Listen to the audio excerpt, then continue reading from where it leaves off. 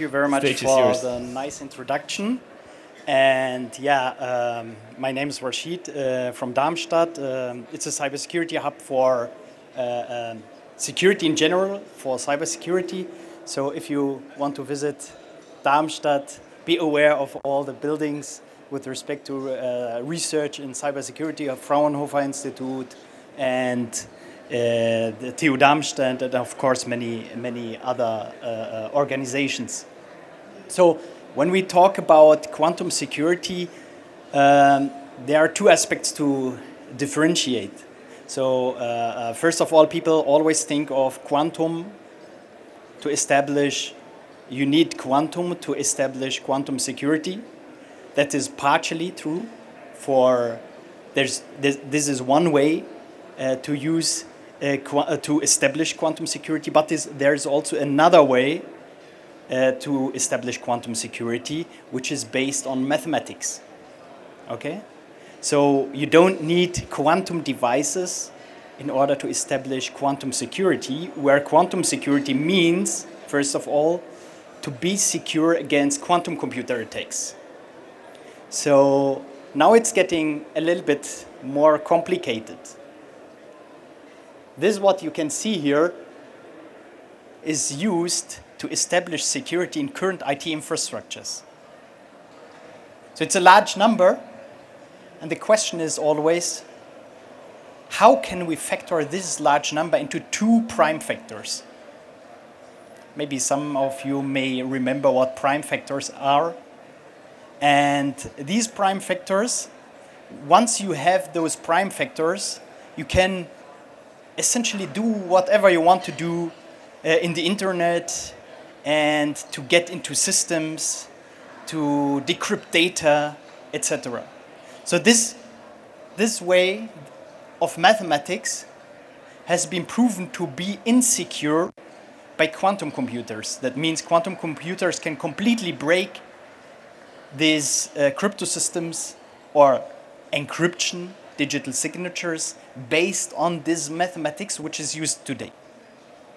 So this is a big problem because our current IT infrastructure, in fact, has now many vulnerabilities due to that. And this is an example of a certificate. Certificates are used to establish authenticity in the internet as an example. So whenever you see this log in the internet, you feel safe because now you know with whom you are talking to. That means if you are on online banking, you know you are talking to the right bank and not some phishing bank, some fake bank, which has the same appearance. So a little bit more about facts and figures.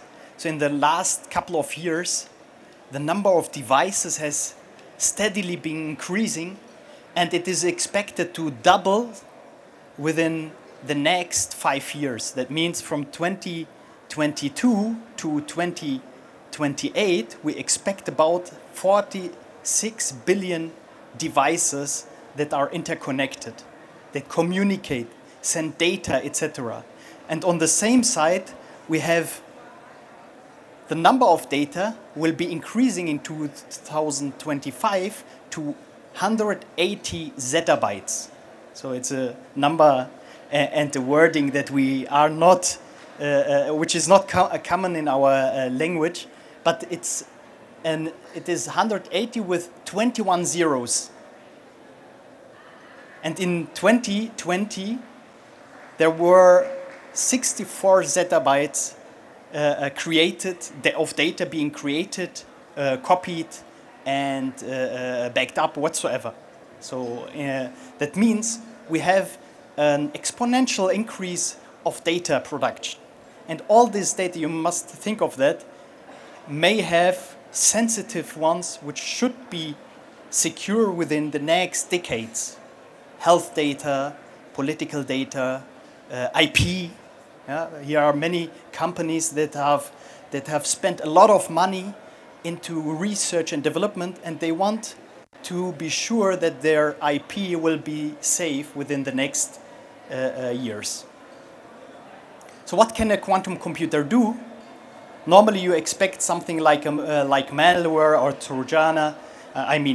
You have viruses and so forth which infect the system, and due to this infection with this malware, they can give access to an adversary to those systems. But with a quantum computer, you don't need this. You can be passive. You just store ciphertext, that means encrypted data. You store them in order to decrypt them at a later stage by means of a quantum computer, maybe in the cloud, which is not so expensive as buying one. But in fact, what the quantum computer can do, it can attack all those entities that we are aware of within IT infrastructure. Now the big question is, how can we protect ourselves against this? Maybe this is a solution, right? But I don't advise or recommend to do that.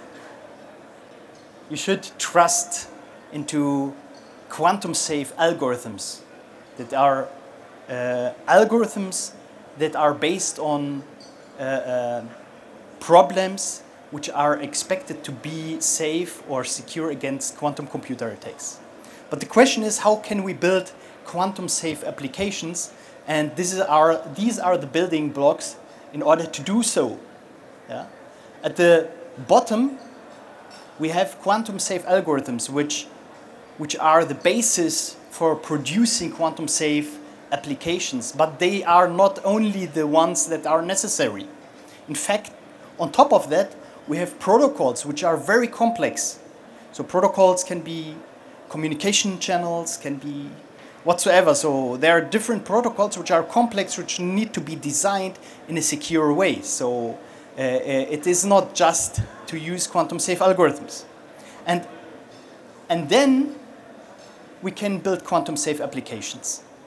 But through all those stages, we need also crypto agility, because now we have the experience.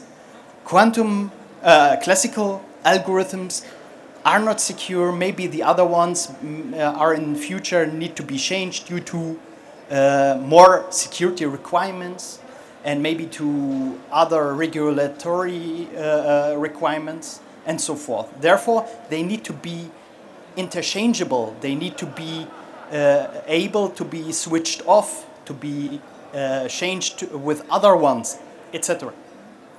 And for doing that, we also need organizational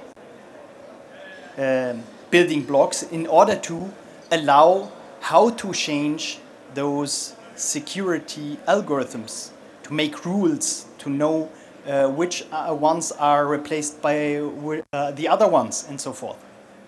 So we start with the quantum-safe algorithms. It looks like this. It's not very difficult to understand. It's as in the classical sense, but in the quantum sense, we have as the underlying problems to be hard computational problems. That means problems that are hard to solve, even for quantum computers. And there are many different ones, like lattice-based cryptography, hash-based cryptography, and so forth, which have problems in those domains. And then, once we have those problems, which are trustworthy, which can be safe against quantum computers, we build on top of them a cryptographic scheme. A cryptographic scheme is an encryption algorithm, digital signatures. That means we encrypt data, and the security of this encryption, that means if an adversary can decrypt data, then he can also solve that problem. So that's a very nice security guarantee, right? If I can decrypt the data, I can solve the problem. But the problem, the underlying problem, is hard for a quantum computer. Therefore, I get the security of the security system. So there are different algorithms which can be used for that, for digital signatures, for encryption, for key exchange, etc. But then you have also quantum-safe protocols, which are needed because you cannot only encrypt, you are talking to other people within the internet. you are doing online banking, you are trying to authenticate yourself to other parties which are distributed all over the world. So we need complex protocols which also need to be secure. So as an example, this is used in the internet, the TLS protocol. We have two phases, the handshake phase and the data transfer. In the handshake phase, both parties agree which algorithms to use. So they agree on, so should we be classical algorithms or should we use quantum safe algorithms? And if we use quantum safe algorithms, how does it look like? And then they start to make a handshake. So they agree on something, namely a quantum safe algorithm that is being used in order to establish a quantum safe channel. So therefore we built a quantum safe protocol out of it. And the nice thing is now we have different features like crypto agility. So crypto agility allows to use different algorithms. So suppose tomorrow your company has more security as a security rule. So we need to increase the security due to major changes within the organization.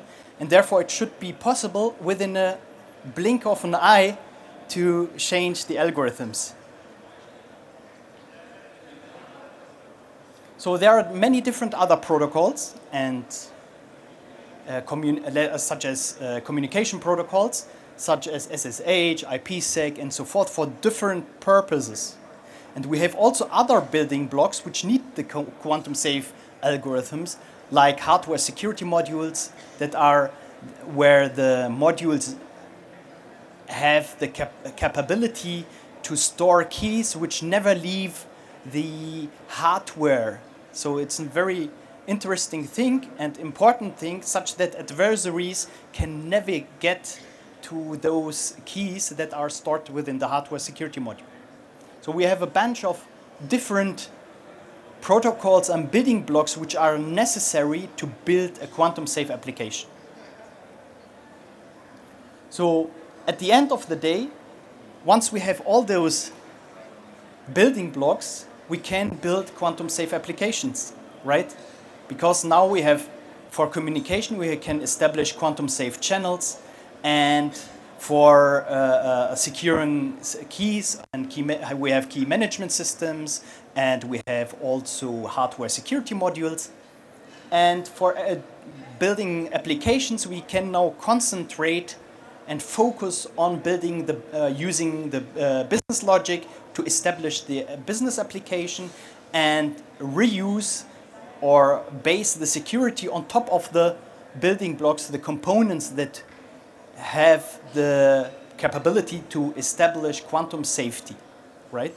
So it's a component-wise or modular design in order to get applications that are quantum safe. And of course, applications can depend on other applications which on themselves are quantum safe, and in order to have like a hierarchical design or a net design in order to establish a quantum safe application that serves the purposes, namely to build the business logic for a company.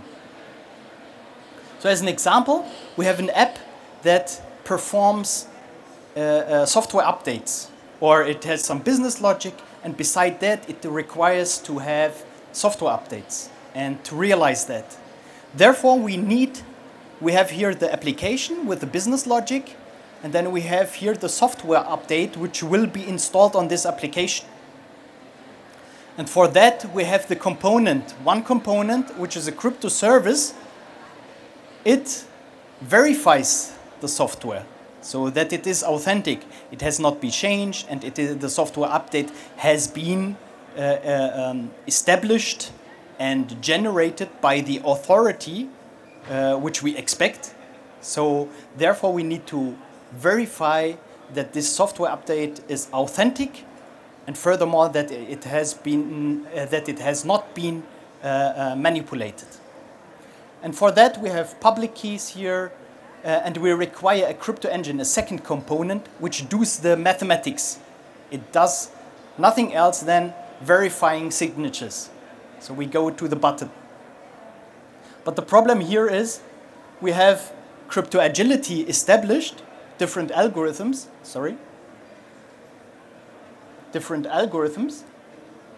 but how are they used? There's nothing else than support for crypto agility. And therefore, we need the organizational stuff in order to establish that. Here's an example. We have technical and non-technical components. The technical ones are the ones that define the security rules. What should we do in times when the security needs to be increased, or in times when there's a security drop, when parameter changes, and so forth. So we need experts in that domain, and we need well-defined security rules which need to be enforced. So we not only need a guideline, in this sense like a catalog, but we also need enforcement in order to apply them within the applications and the components. So here's an example, and that's my almost last slide. We have the same app here, and we have, as an example, the following occurs, case 1, a security drop. That means a cryptographic scheme is not as secure as it was before. Like we measure it, as an example, we measure it in terms of bit security. And it was, for example, 128-bit security. Now this cryptographic scheme dropped to 110 as an example. Now we need to increase the security, right? And what happens? We can change the parameters of this cryptographic scheme in the first instance. So the crypto engine gets a new the same cryptographic scheme with new parameters. And for the first component, the public key is re-established, recalculated. And in the final phase, we disable the software update because it has been signed. The signature is not correct anymore. So we need a new signature based on those choices. The second case is if the algorithm itself is weak. So we need to change the algorithm. In that case, we go from this scheme to that scheme as an example. But in this case, it's not the fact that those schemes are both secure now, but just for showing how it works, the algorithm would, in this sense, change from this one to that one, and therefore we need a new key, which was already there, and furthermore, we need also to disable the software update. So it's a complex procedure in order to get quantum-safe applications within a company. So it's not as easy as one thinks to use just quantum-safe algorithms, but it has really different stages which need to be solved, and that's also what we did, and we provide a quantum-safe platform that allow people to generate quantum-safe applications just by use of an SDK. So they don't need the whole process. They can do it very easily, just include it as a library and build the security systems as they want. And we also help companies to do that, to establish quantum-safe applications within their company. And we also provide a test platform. So if you are interested in having a test account to see how it works, just let me know. I will be here for a while. And by this, I want to conclude my talk. So if nothing helps, just buy someone who will share the blame with you. And by this, I want to thank you. And I'm open, of course, for questions whenever you want. Thank you very much, Rashid.